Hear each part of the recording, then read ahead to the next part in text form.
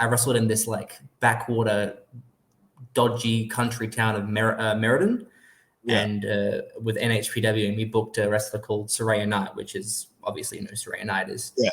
And I was in the match with her, and it was me and another wrestler called Jebediah versus her, and she still didn't have a tag partner before the match even started. Like, we didn't even know who the hell her tag partner was going to be.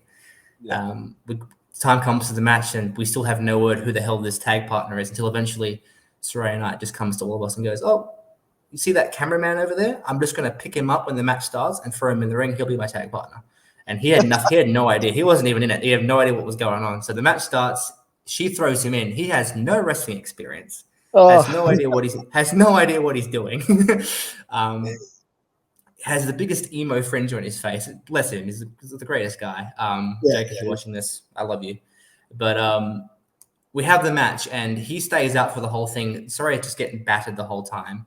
And obviously, it's a country town, and no one really there has seen wrestling or anything like that. And so anything that we do, like, they're reacting to it. So I'll put her in a headlock, and they go, "Oh my God, what the fuck is going on?" Like, they're just going nuts over a damn headlock. And I'm just thinking, I haven't fucking done anything. What's going on? All right.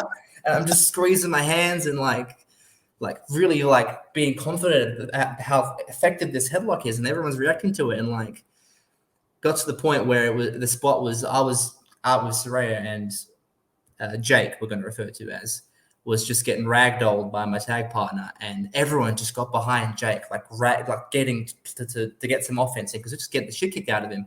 Yeah. And then time comes for the finish, and Saraya gets me in the ring, and we bump her down. We go to pick up Jake, and Jake just low blows me. We didn't call anything. He just low blowed me. And obviously it's not a no DQ match or anything like that. The referee didn't say anything though, but low blows me, and the crowd went fucking bananas for him, like just like crazy. And Jeb gets low blowed too. He gets laid out, and literally he pins me. I'm just like, pin me. That's the finish. And referee pinned me, and the fucking place went, the roof went off the fucking roof, man. It was that crazy. And I just remember coming backstage and going, holy shit.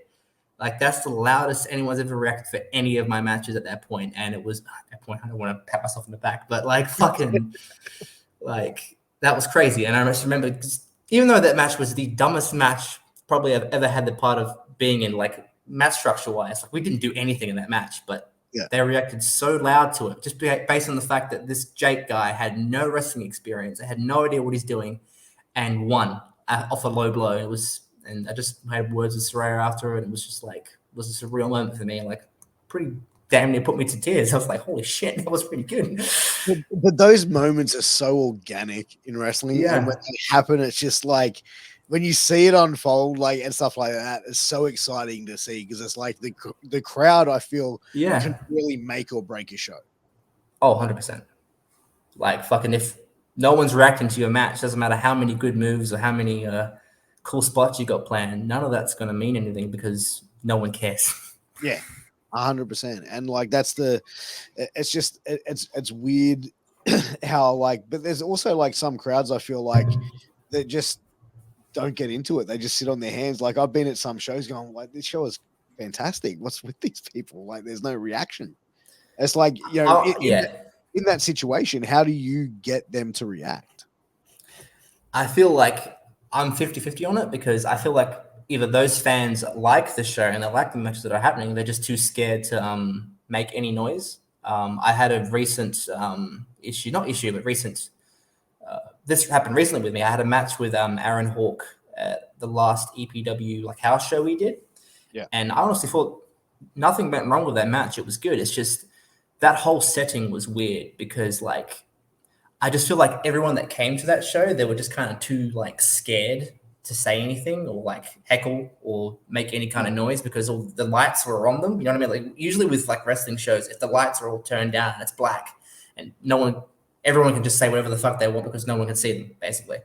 But once the lights are on and like it's a condensed area and there's like 30, 40 people, like, no one wants to be that guy to make that amount of noise, and then no one reacts to that chant. You know what I mean? Because like, then they're just being singled out. And that kind of happened to me, and it was just like, well, kind of shitty, because you're putting on this big match and no one's reacting. But like, I get it. Like, I get people are introverts and extroverts. No one's going to be the same. Yeah, 100%. And it just depends on who's in the crowd at the time, you know. Exactly. I mean? So it comes down to a lot of it. But like, in that sort of situation, I feel like, do you just have to tune it out altogether and go like, okay, we just got to stick to the game plan here? You could try to tune it out. That's definitely an option. But like, I guess the best way to go about it is I need to start learning to do it too more. As like we need to adapt. If no one's reacting to you in your match, and that's the goal, like it's not a New Japan match, you need people to react to you. Then I guess you just need to adapt. Like just single someone out in the audience, either grab a microphone or like just make some kid angry or cry, even if you're a heel. Don't do it as a babyface. That's dumb. Not that you would. Try to get some kind of illicit reaction from them, because like if they're just on their knees, I don't know what's going on in this fucking match. But if they're just on their asses, like not watching anything or not even caring, then the whole point of you sticking to the game plan, as per se, means nothing. Because even if you do the whole match and you stick to the game plan, you ignore the fans, then they're just going to ignore you. So what's the point? Yeah, exactly. I mean, like even a heel like doesn't ignore the fan. Like, you know what I mean? Like they can sit there and there's little ways that you can sit there and sort of have it come across like you don't give a fuck about them, but it's like, if you guys don't shut up, I'm gonna leave.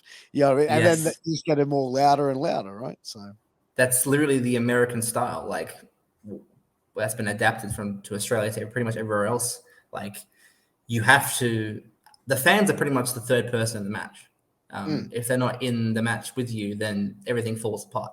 Because the face and the heel are working off, or should be working off the fans. And if they're not doing anything for your match, then all this like babyface fire, all this heel like toxicity means nothing. Because if they're not going to bite back at you, then that third person in the match is pretty much lost, and you've lost the whole structure of the match.